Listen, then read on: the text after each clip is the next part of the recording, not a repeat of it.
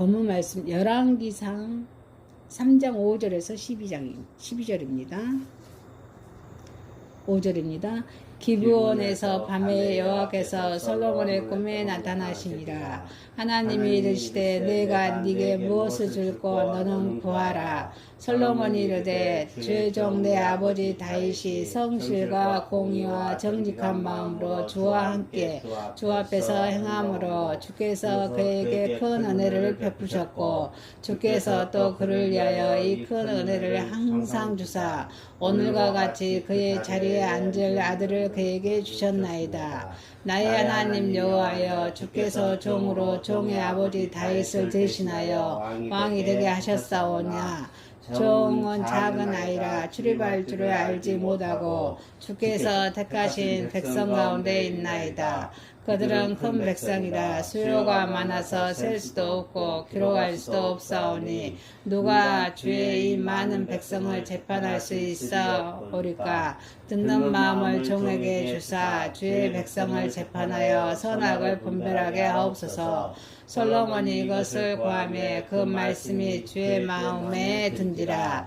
이에 하나님이 그에게 이르시되 내가 이것을 구하였다. 자기를 위하여 장수하기를 구하지도 아니하고 오직 송사를 자기 원수의 생명을 멸하기도 구하지 아니하고 오직 송사를 듣고 분별하는 죄를 구하였으니 내가 내 말대로 하여 내게 지혜롭고 청명한 마음을 주노니 내 앞에도 너와 같은 자가 없었거니와 내 뒤에도 너와 같은 자가 일어남이 없으리라. 아멘. 마태복음 13장 44절에서 52절입니다.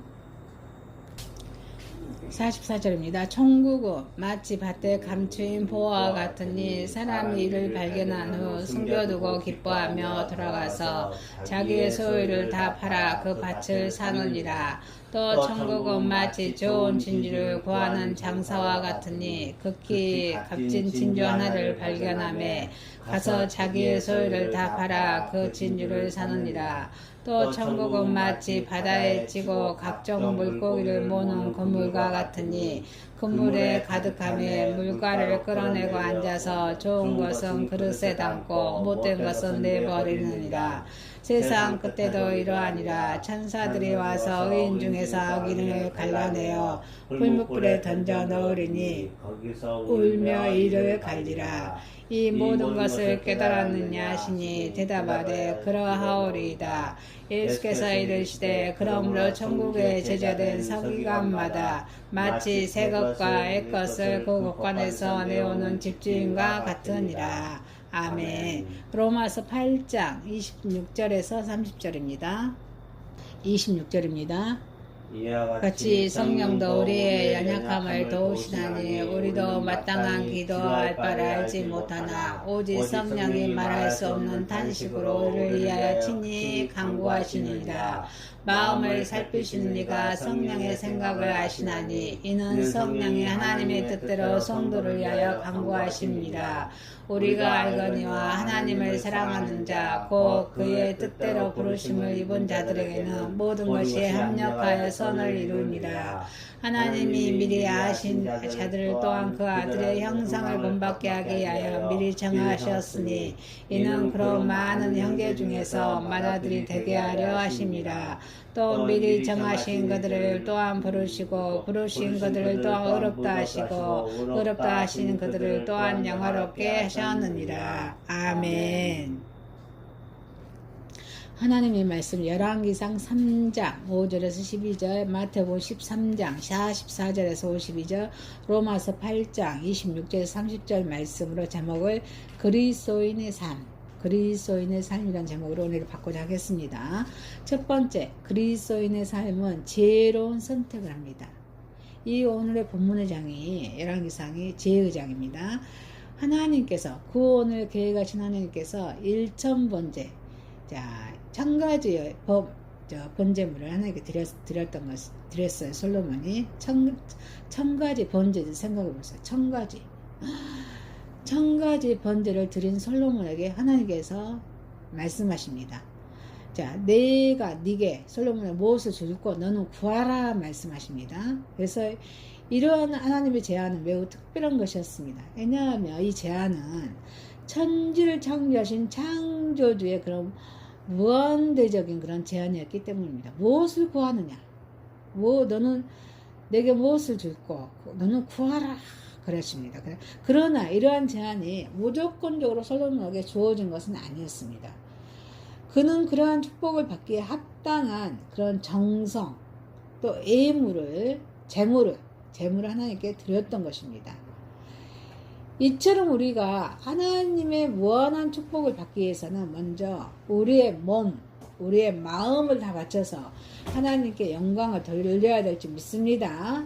그래서 하나님이 이르시되 내가 네게 무엇을 줄고 너는 구하라. 여기서 이 말씀에서 나는 누구입니까? 나는. 자, 하나님이 이르시되 내가 네게 무엇을 줄고 너는 구하라. 여기서 나는 누구입니까? 나는. 이는 거룩하고, 여기서 나는 거룩하고 사랑이 많으시며, 거룩하다는 것은 죄가 없는 것을 말하죠. 거룩하고 사랑이 많으시며 모든 것에 창조주이시고, 창조라는 것은 없는 것을 창조하시는 거죠. 창조주이시고 소유자이신 창조주 하나님이심을 가리키고 있습니다. 때문에 그가 받는 제안은 확실한 것이었고 또한 취소될 수가 없는 그런 제안이었던 것입니다. 이런 제안을 하나님께서 하시면서 하나님께서는 당신의 거룩한 그런 성품 또 당신의 왕국의 모든 부를 솔로몬의 발 앞에 펼쳐 놓으셨던 것입니다. 솔로몬은 이스라엘의 나라의 세 번째 왕이죠. 첫 번째 사울의 왕, 두 번째 다윗 왕이고 세 번째가 솔로몬 왕이었습니다. 솔로몬입니다. 이 솔로몬은 하나님의 모든 충만함으로 체험받을 수가 있었습니다. 그런데 주님께서는 우리에게도 어때요? 저 여러분에게도 이와 같은 제안을 갖고 오십니다. 아니 오히려 그분은 하나님께서는 더 많고 확실한 축복을 갖고 오십니다. 당신의 아들이라는 선물 속에 하나님 안에 감추었던 비밀의 온갖 부요가 우리 앞에 끊임없이 놓여 있어서 우리의 매일 날마다 한 걸음 한 걸음 우리의 매일의 삶을 충당시켜 주기 때문입니다. 제가 엊그저께 복통으로 또 이렇게 배앓이를 해보니까 조금 그렇게 아프면서 너무 힘들어요. 사사사 아프면서 구토와 설사를 자하는 너무 힘들어요. 그렇지만 우리가 이 하나님의 보호 속에 주님을 생각할 수가 있었어요. 매일매일 삶 속에 하나님께서 이런 건강의 축복도 주시는구나. 이거를 생각할 수 있었죠. 그래서 우리가 아직 죄인임에도 불구하고 그리고 우리의 요구가 없음에도 불구하고 우리 하나님께서는 우리를 위해서 당신의 모든 것을 주신 줄 믿습니다. 솔로몬은 지혜로운 마음을 달라고 9절에 하나님께 기도하고 있습니다. 선택의 기회를 갖는 것만으로는 우리가 충분하지 않습니다. 그는 마음을 결정했습니다. 그리고 자신의 요구를 하나님께 말해야 했습니다. 복음을 듣는 사람들은 모두 그와 같은 선택을 할 기회를 갖습니다. 그러나 안타깝게도 솔로몬처럼 지혜로운 마음을 구하는 자가 얼마나 있겠습니까? 거의 없다는 것입니다.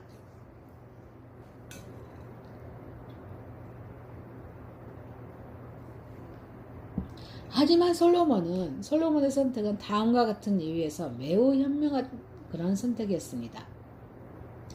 솔로몬의 선택은 자신의 모든 필요를 채워줄 수 있는 것들이었습니다. 7절 8절이죠. 그리고 인도해 주시는 하나님, 그리고 이루해 주신 하나님의 말씀을 듣기에 민첩한 죄는 하나님의 은혜에 의해서 그런 백성 가운데 있는 작은 아이와 같은 그를 강건케 해주고 또 솔로몬에게 슬기롭게 하기에 충분한 것들이었습니다. 만약에 누구든지 지혜가 부족하거든 하나님께 구하시기 바랍니다. 그래서 야고보서 1장 5절에 말씀하십니다. 너희 중에 누구든지 지혜가 부족하거든 모든 사람에게 후히 주시고 꾸짖지 아니하시는 하나님께 구하라. 그리하면 주시리라 말씀하십니다. 예수는 하나님께로부터 나와서 우리에게 죄와 의로움과 거룩함과 구속감이 되셨으니 말씀하십니다. 우리가 그분을 선택하는 것은 우리의 모든 필요의 근원을 택한 그런 것이 됩니다. 그분의 선택은 하나님을 기쁘게 하는 것이었습니다.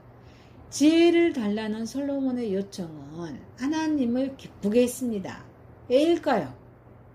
그가 요구한 것은 단순히 그 자신만의 이익을 위한 것이 아니었습니다. 하나님의 영광과 하나님의 백성의 그런 선을 위한 것이기 때문이었습니다. 우리가 우리에게 주어진 기회를 우리 자신의 즐거움으로 구하는 데만 이용하려 한다면 우리는 언제나 그릇된 것을 구하게 마련입니다. 야고보서 4장 3절입니다. 구하여도 받지 못함은 정욕으로 쓰려고 잘못 구하기 때문이다. 우리의 기도는 그렇게 자기 이익에 대한 염려, 걱정만으로는 꽉 차 있는 때가 많지 않습니다. 하나님께서는 그의 말대로 그에게 지혜롭고 청명한 마음을 주겠다고 하셨습니다. 하나님만이 이러한 은총을 내려줄 수 있는 것입니다. 그분을 아는 것은, 하나님을 아는 것은 곧 영원한 생명입니다. 구원을 계획하신 하나님의 약속은 믿고 신실히 간구하는 자에게 임할 줄 믿습니다. 그래서 구하십시오. 13절에 그러면 얻을 것입니다. 그는 자신이 요구한 것보다 더 많은 것을 얻었습니다. 13절입니다. 내가 또 너의 구하지 아니한 부와 영광도 내게 주리니 말씀하십니다. 그는 하나님의 왕국을 첫째로 구했습니다. 그런데 모든 것이 하나님의 영광의 왕국 구했더니 덧붙여졌습니다. 그렇게 풍요하게 덧붙인 것으로 인해서 솔로몬은 부에 있어서 지상의 어떤 왕도 따르지 못할 풍요를 누리게 되었다고 열왕기상 10장 23절에 말씀하십니다. 솔로몬 왕의 재산과 재가 세상의 그 어느 왕보다 큰 자라 말씀하십니다. 우리 그리스도 예수 그리스도 구원을 완성하신 우리 예수 그리스도 발견한 자는 지혜를 발견합니다. 그리고 그런 자는 진정한 행복을 누릴 수 있는 줄 믿습니다. 왜냐하면 왜일까요? 부와 영광 그리고 그런 자는 진정한 행복을 누릴 수가 있다는 것입니다.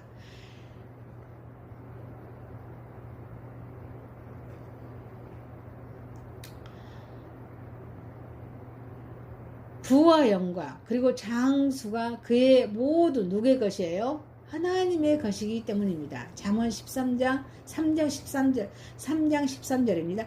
지혜를 얻는 자와 명철을 얻는 자는 복이 있나니 16절입니다. 그의 오른손에는 장수가 있고 그의 왼손은 부귀가 있나니 말씀하십니다. 요한복음 15장 7절에도 너희가 내 안에 거하고 예수님 안에 거하고 내 말이 너희 안에 거하며 우리 안에 예수님 말이 하나님 말씀이 거하며 무엇이든지 원하는 대로 구하라 그리하며 이루어지라 말씀하십니다.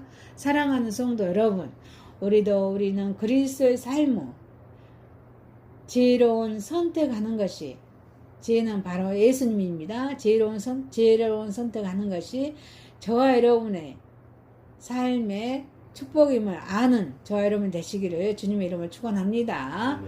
두 번째입니다. 그리스도의 삶은 세상의 복음의 그물을 쳐야 합니다. 세상의 복음의 그물을 쳐야 합니다. 자, 바다에는 봅시다. 바다에는 우리는 물만 있는 것 같죠. 그렇지만 바다에는 우리에게 알려진 동물, 식물 외에도 우리가 알지 못하는 무수한 생명체들이 서식하는 곳이 바로 바다입니다. 바다는 그 깊이, 염도 혹은 환경, 제 나름대로 특성에 따라서 살아가는 모습들이 다릅니다. 이러한 모습은 마치 우리들의 모습과도 같다는 것입니다. 지역에 따라서 기후에 따라서 많은 사람들이 제각기 다른 문화, 정치, 경제, 종교들을 가지고 살아갑니다. 그러나 각기 다른 모습과 삶의 형태를 가졌다 할지라도 그들의 창조이신 하나 어때요? 이 모든 것을 만드신 분 누구셔요? 창조주 하나님이십니다. 오직 하나님만이 모든 생명들의 주관자가 되십니다. 바다는 죽음을 거부합니다. 바다는 생명의 산실입니다. 생명을 움직이게 합니다. 바다는 끊임없이 움직입니다. 그래서 생명활동을 합니다. 바다의 생명활동을 한 생명을 소유한 자만이 갈 수 있는 곳이 바다입니다. 그래서 바다의 생명활동에는 낮과 밤이 없습니다.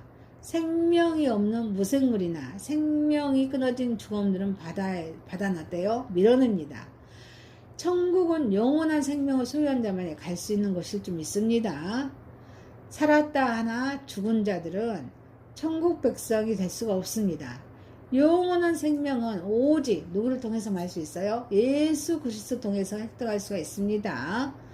바다의 그물을 치듯이 세상에 그런 복음의 그물을 끊임없이 쳐야 될 줄 믿습니다. 고기를 잡기 위해서는 그물이 필요합니다. 마찬가지로 많은 사람들을 그리스도께로 인도하기 위해서는 복음의 그물을 쉼없이 세상 바다를 향해서 던져야 될 줄 믿습니다. 그물 치는 일은 신자로서 해야 할 의무입니다. 예수님께서 먼저 믿는 자들에게 주신 생명을 예수님의 증인이 되라 말씀하십니다. 예수님의 증인이 되라. 사도행전 1장 8절에 오직 성령이 너에게 임하시면 너희가 권능을 받고 예루살렘과 온 유대와 사마리아 땅끝까지 이르러 내 증인이 되리라 하시니라 말씀하십니다. 이것은 우리들을 향한 예수님의 명령이자 우리 성도들의 의무인 줄 믿습니다. 예수님의 명령은 우리의 선택이 아닙니다. 예수님께서 구원을 완성하신 예수님께서 그의 명령에 주는 대로 우리를 선택하신 것입니다. 그러므로 우리는 예수님 명령에 순종해야 될 줄 믿습니다. 따라서 교회와 성도는 사람을 낚는 어부로서 세상을 향해 복음의 그물을 쳐야 될 줄 믿습니다.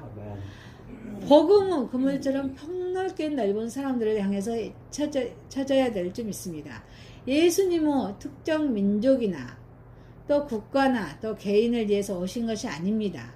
전 인류를 상대로 오셨습니다. 세상 구석구석까지 복음이 전파되기를 원하시고 계십니다. 그러므로 우리는 한 곳에서만 그물을 칠 것이 아닙니다. 넓은 곳으로 나가서 보다 넓게 그리고 깊은 곳으로 가서 더 깊게 그물을 던져야 될 줄 믿습니다. 왜냐하면 그물을 던질 수 없는 때가 가까워오기 때문입니다. 가득 찬 그물은 어때요? 때를 놓치지 말고 끌어올려야 합니다. 그물을 걸려들은 물고기를 그냥 내버려 두면 그물을 벗어나 다시 바다로 되돌아가는 것처럼 복음의 뿌리가 깊지 못한 초신자들은 그냥 내버려 두면 다시 세상으로 나가게 됩니다. 그러므로 하나님의 말씀으로 계속해서 그들을 보살펴야 될 줄 믿습니다. 그리고 옛사람을 벗어버리고 새사람이 되어서 영원한 나라의 백성으로 살게 될 때는 우리는 기도와 사랑과 관심을 게을리하지 말아야 합니다. 그물에 걸렸다고 해서 모든 게 다 쓸만한 것은 아닙니다. 이 세상 모든 것이 상대적으로 이루어져 있습니다. 좋은 것이 있는가 하면 나쁜 것이 있습니다. 좋은 것과 나쁜 것은 반드시 구별되어야 될 줄 믿습니다. 좋은 것은 채워야 나쁜 것은 버려야 합니다. 선별 작업이 필요합니다. 그물을 끌어올려 놓고 보면은 쓸모없는 나부랭이도 들고 있고 또 함께 걸려오는 그런 경우도 많이 있습니다. 그러나 그물에 걸렸다고 해서 이런 것들을 취할 수는 없습니다. 그러므로 어부의 선별 작업은 신중히 행해져야 될 줄 믿습니다. 좋은 것들은 오로지 건져내어서 준비해둔 그런 그릇에 담고 조금도 쓸모없는 것은 가차없이 내어버려야 될 줄 믿습니다. 세상 끝난 날에도 이와 같이 선별 작업이 있게 됩니다. 어부의 선별 작업은 세상 심판날 바로 인류를 향한 주님의 심판을 올립니다. 물고기를 좋은 것과 나쁜 것으로 구별하듯이 성도도 알곡과 가라지로 구별합니다. 즉 심판날에는 천국에서 필요로 하는 사람과 아무 쓸모없는 사람이 구별됩니다. 용서받는 죄인과 그렇지 못한 죄인이 갈라서게 됩니다. 양과 염소가 구별됩니다. 천국과 지옥으로 나누어집니다. 우리는 오부이신 우리 예수님을, 구원을 완성하신 예수님을 통하여서 선택의 축복을 받는 고기가 되어야 될 줄 믿습니다. 따라서 하늘나라의 상급을 받는 복된 성도들이 되어야 될 줄 믿습니다. 사랑하는 성도 여러분, 우리의 그리스도의 삶은 우리 세상에 흑인, 백인 모든 사람들 다 포용할 수 있는 세상의 복음의 그물을 치는 저와 여러분이 되시기를 주님의 이름으로 축원합니다. 세 번째입니다. 그리스도를 닮아가는 삶입니다.